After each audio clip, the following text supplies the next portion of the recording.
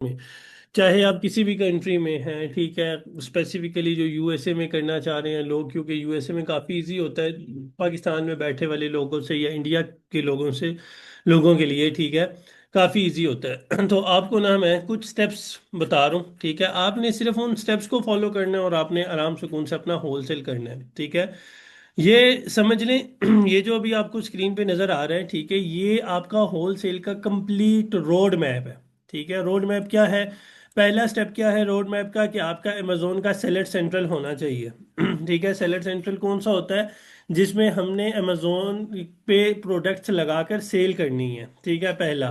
दूसरे नंबर पर हम अगर यूएसए में करना चाह रहे हैं तो हमारे पास एलएलसी होना चाहिए, ईआईएन डॉक्यूमेंट होना चाहिए और उसके अलावा बिजनेस लाइसेंस भी होना चाहिए, ठीक है। जब ये दोनों डॉक्यूमेंट्स हमारी, ये दोनों चीज़ें हमारी कंप्लीट हो गई है, तो थर्ड हमने किस चीज़ पे वर्क करना है? अपनी प्रोडक्ट हंटिंग पे, ठीक है। यानी एक अच्छी सी प्रोडक्ट हमने ढूंढनी है जो हमारे सारे क्राइटेरिया के अकॉर्डिंग हो, ठीक है। एक विनिंग प्रोडक्ट ढूंढनी है।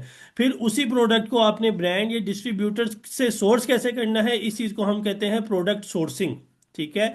अच्छा, प्रोडक्ट सोर्सिंग के बाद हमारा नेक्स्ट स्टेप क्या आ जाता है? प्रोडक्ट एनालिसिस, ठीक है। प्रोडक्ट एनालिसिस क्या होता है? बेसिकली प्रोडक्ट एनालिसिस ये होता है कि हमने अच्छे तरीके से देखना होता है कि हमें किस किस जगह से प्रॉफिट मिल रहा है, किस जगह से कितना प्रॉफिट मिल रहा है, किस जगह पे हमें शिपिंग कॉस्ट देनी पड़ी है, नहीं देनी पड़ी, अच्छे तरीके से ए टू जेड एनालाइज करना पड़ता है। जब हमें सोर्सिंग में होलसेल की प्राइस मिल जाती है तो फिर हमने एक एक सेंट्स को गिनना होता है, ठीक है। कि भाई हम मिसाल के तौर पर प्रेप एंड लेबलिंग के इतने चार्जेस देंगे, शिपिंग चार्जेस हमें इतने पड़ेंगे। शिपिंग चार्जेस दो तरह के आपको पड़ते हैं, पहला सप्लायर से लेके आपकी 3PL सर्विस तक जो चार्जेस होंगे, ठीक है, आपके पल्ले वो भी पड़ेंगे। उसके अलावा दूसरे चार्जेस कौन है? जो आपके प्रेप सर्विसेज से लेकर अमेजोन अपने वेयर हाउस में लेके जाएगा, वो दूसरी तरह के शिपिंग चार्जेस होंगे। ये दो तरह के शिपिंग चार्जेस हमें पड़ते हैं, हमने वो भी इंक्लूड करना है। हमने जो प्रेप की कॉस्ट आ रही है वो भी इसमें इंक्लूड करनी है, ठीक है। तो बताने का क्या मकसद है, हमारी डिफरेंट तरह की कॉस्ट होती है जो हमने इसमें इंक्लूड करनी होती है प्रोडक्ट एनालाइज करते हुए, ठीक है। नेक्स्ट स्टेप क्या है? नेगोशिएशन। याद रखें, नेगोशिएट करना है आपने जो मर्जी हो जाए। आपको $3 प्रॉफिट आ रहा है तो आप $4 के लिए मजीद $1 और प्रॉफिट लेने के लिए आपने क्या करना है? अपने सप्लायर से नेगोशिएट करना है, चाहे वो डिस्ट्रीब्यूटर हो चाहे ब्रांड हो, ठीक है। समटाइम ये होता है कि एक ब्रांड के काफी सारे डिस्ट्रीब्यूटर आपको मिल जाते हैं, ठीक है। ब्रांड खुद 3-4 डिस्ट्रीब्यूटर्स आपको दे देगा कि भाई ये मेरे डिस्ट्रीब्यूटर्स हैं, तुम जाके इनसे मेरी प्रोडक्ट्स ले लो, ठीक है। तो आपने क्या करना है? हर एक डिस्ट्रीब्यूटर से नेगोशिएट भी करना है कि कौन सा डिस्ट्रीब्यूटर आपको किस जगह पे फायदा दे रहा है, ठीक है। उसमें क्या होगा नेगोशिएशन में, याद रखें, मिसाल के तौर पर एक डिस्ट्रीब्यूटर है, उसने $4 प्राइस रखी हुई है, होलसेल प्राइस, ठीक है। लेकिन उसके साथ साथ वो क्या है, शिपिंग चार्जेस उसमें आपको $100 के पड़े हैं, ठीक है। लेकिन दूसरा क्या नाम है, ऐसा डिस्ट्रीब्यूटर है जिसकी प्राइस जो है ना 4.20 पड़ी है या 4.50 पड़ी है, आपको 20-30 सेंट्स महंगी पड़ी है। लेकिन उसमें क्या सहूलियत एक आपको मिल रही है कि वो डिस्ट्रीब्यूटर आपको शिपिंग फ्री दे रहा है, ठीक है। तो हमने इस चीज को भी अच्छे तरीके से एनालाइज करना है, ठीक है। एनालाइज करने के बाद हमारा नेक्स्ट स्टेप क्या है? जिस डिस्ट्रीब्यूटर के साथ आपको बात समझ आ गई, उससे हमने क्या करनी है? परचेजिंग कर लेनी है, ठीक है। परचेजिंग करने के बाद अगला स्टेप क्या है हमारा? प्रोडक्ट को लिस्ट कर देना है अमेजोन पर, ठीक है। जिसको मैंने आपको बताया था सॉफ्ट अप्रूवल के थ्रू भी कर सकते हैं, अगर हार्ड अप्रूवल है तो भी हमने इनवॉइस के थ्रू उस प्रोडक्ट को अनगेट करना है। अब याद रखें, आपको एक बड़े मजे की टर्म बता रहा हूं। जो होलसेल होलसेल मॉडल में एग्जिस्टिंग लिस्टिंग के अंडर ही हम लोग अपनी प्रोडक्ट को लिस्ट करते हैं ना, ठीक है। अब होलसेल मॉडल के अंदर एक चीज ये याद रखें कि होलसेल मॉडल में एग्जिस्टिंग लिस्टिंग के अंदर अपने आप को लिस्ट करने को, यानी आप उस प्रोडक्ट को लिस्ट कर रहे हैं, इस चीज को हम कहते हैं मी टू लिस्टिंग। मैं इधर टाइप भी कर देता हूँ ताकि आपको ज्यादा अच्छे तरीके से समझ आ जाए। हम्म। ये ठीक है। अब ये मी टू लिस्टिंग बेसिकली होता क्या है? देखें, आपको कल मैंने प्रोडक्ट लिस्ट करने का तरीका बताया था, उसमें हमने क्या चीज लिखी थी टोटल? एक इनवॉइस थी। इनवॉइस के बाद अगला स्टेप हमसे क्या उसने मांगा था? आप प्रोडक्ट की प्राइस मेंशन करो और हमें ये बता दो आपने एफबीए करना है या एफबीए।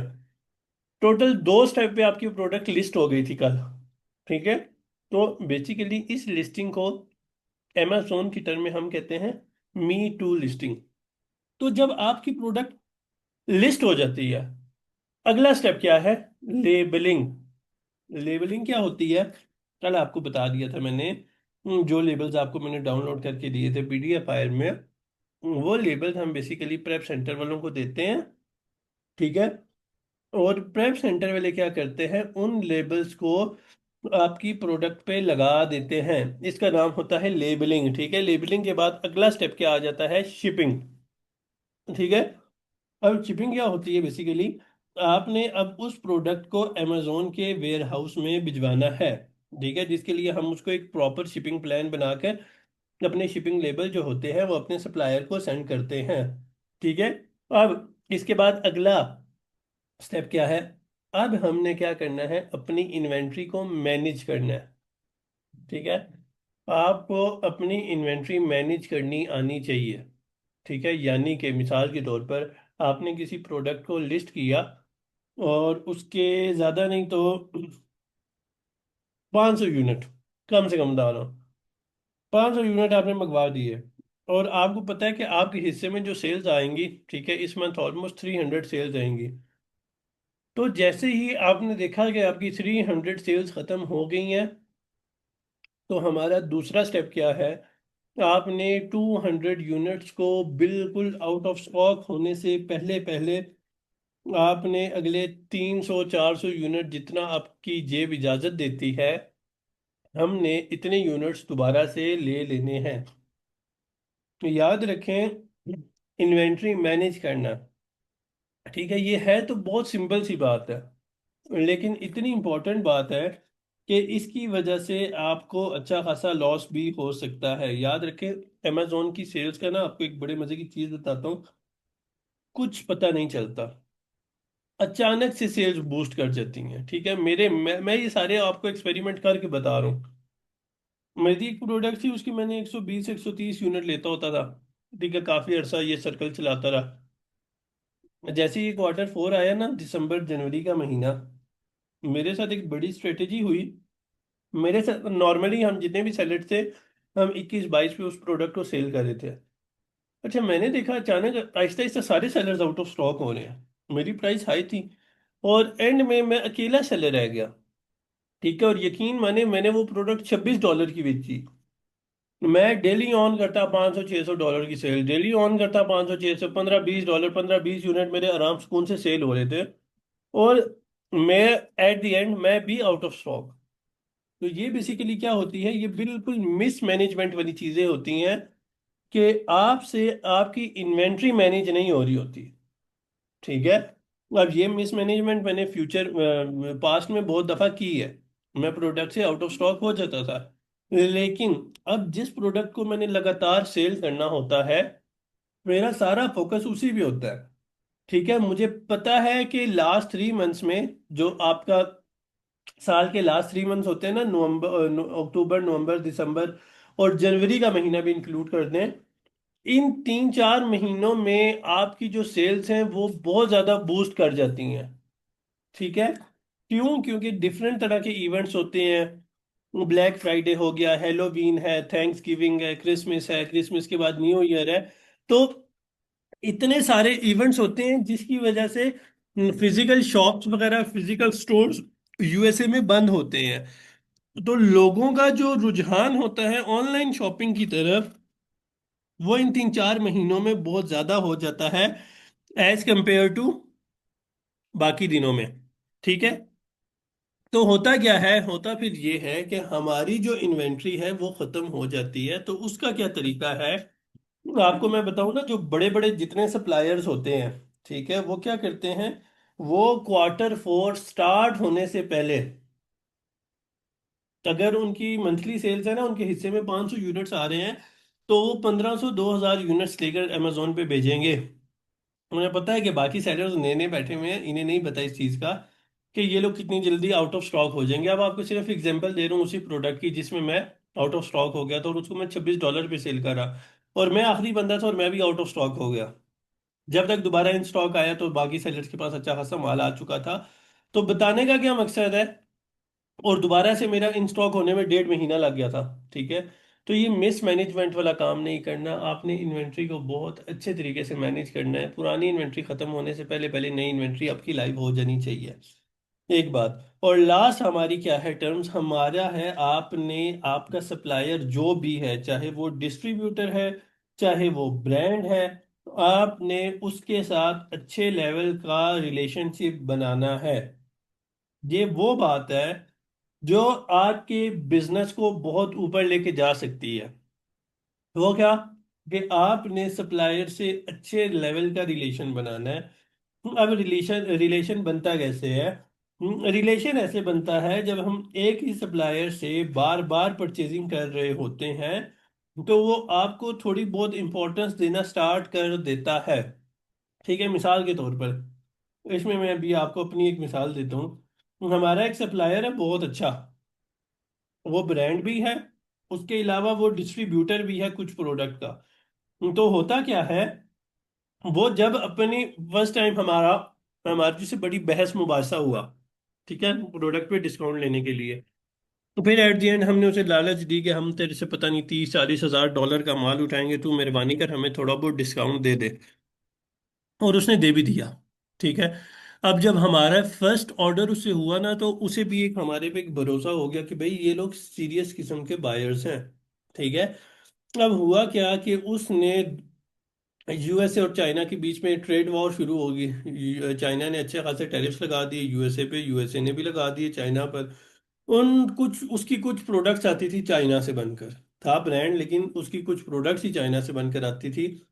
तो उसने क्या किया, सबसे बड़ी बात यह कि प्रोडक्ट की प्राइसेस बहुत ज़्यादा हाई, जो प्रोडक्ट हमें आई थिंक $28 की होलसेल में पड़ी थी, उसकी प्रोडक्ट की प्राइस हो गई आई थिंक $33, इतनी होगी, $5 ज़्यादा होगी।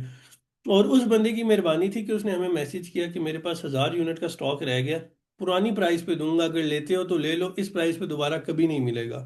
ठीक है, लेकिन उन दिनों बजट का बहुत ज़्यादा इशू था, इस वजह से हम नहीं ले सके। तो नुकसान क्या हुआ, फायदा ये था सप्लायर के साथ रिलेशनशिप बनाने का कि वो हमें खुद ऑफर कर रहा है कि मेरे पास इतना स्टॉक रह गया, तुम अगर ले सकते हो तो ले लो, क्योंकि हमने उसे 3 महीने की इन्वेंट्री एक साथ ली थी। ठीक है, हमें सस्ती मिल रही थी, उसने कहा मैं उसी प्राइस पे दे दूंगा अगर तुम देते हो। ठीक है। और ये क्यों उसने हमें ऑफर किया, क्योंकि हमारा एक रिलेशनशिप बन गया था उसके साथ। ठीक है, हम वक्तन फवक्तन कहते थे भाई हमें फलानी प्रोडक्ट पे भी इतना डिस्काउंट चाहिए, उसके हम इतने यूनिट्स उठाएंगे तो हमें बता कितना डिस्काउंट देगा। ठीक है, लास्ट हमारी कुछ मीटिंग्स होती थी उसी ब्रांड के साथ। ठीक है, उनका जो सेल्स मैनेजर था, ठीक है, उसके साथ तकरीबन 2-2 घंटे की हमारी एक एक कॉल चलती थी। ठीक है। ये सारी चीज़ें बेसिकली आपको मैं इस वजह से बता रहा हूँ कि भाई आपका किसी भी सप्लायर के साथ रिलेशनशिप इतना ज़्यादा मैटर करता है, पहली बात। दूसरे नंबर पर होलसेल के आपको कुछ मैं बेनिफिट्स बता रहा हूँ। ठीक है, वो क्या है, याद रखें, ज़्यादा नहीं, सिर्फ और सिर्फ एक ब्रांड अप्रूवल या एक अच्छी प्रोडक्ट आप अपने अकाउंट पे लगा लें, तो वो एक प्रोडक्ट आपकी लिटरली लाइफ चेंज कर सकती है। ठीक है। ये जो अक्सर कह रहे होते हैं ना फेसबुक पे कि अमेजोन जो है वो आपकी लाइफ चेंज कर सकता है, मैं टू बी ऑनेस्ट बता रहा हूँ ये बिल्कुल ठीक कहते हैं। ठीक है, वो कैसे, कि आपको सिर्फ और सिर्फ एक अच्छा ब्रांड अप्रूवल मिल जाए, एक अच्छी होल सेल की प्रोडक्ट आपको मिल जाए, आपने और कोई काम नहीं करना, आप उसी प्रोडक्ट को बार बार सेल करते जाएं। ठीक है, उसी के जो इन्वेंट्री है उसी को मैनेज करते जाए, रीस्टॉक करते जाए बार बार, और उसी को सेल करते रहे। लेट सपोज आपका मिसाल के तौर पर 300-400 यूनिट आप मंथली सेल कर रहे हैं, $2-3 का प्रॉफिट आ रहा है, यकीन माने $700-800 प्रॉफिट कहीं नहीं गया। ठीक है, $2 आएगा तो $600 प्रॉफिट हो जाएगा 300 यूनिट सेल करने पे, नहीं तो $3 है तो 900। ठीक है, समटाइम आपके यूनिट ज़्यादा भी हो सकते हैं, पत्थर पे लकीर तो नहीं है कि इतने ही यूनिट, समटाइम हम ज़्यादा भी सेल कर सकते हैं। ठीक है, तो $1,000 तक का भी प्रॉफिट आप आराम सुकून से बना सकते हैं भाई। $1,000 पाकिस्तानी ऑलमोस्ट बनता है 3 लाख के करीब करीब बनता है। ठीक है। तो ये बताने का मकसद है कि होल सेल मॉडल में सिर्फ एक प्रोडक्ट आपके दिन बदल सकती है। ठीक है। तो ये थी भाई होलसेल मॉडल की इंपॉर्टेंस। होलसेल मॉडल तकरीबन सारा कुछ आपको मैंने क्लियर करवा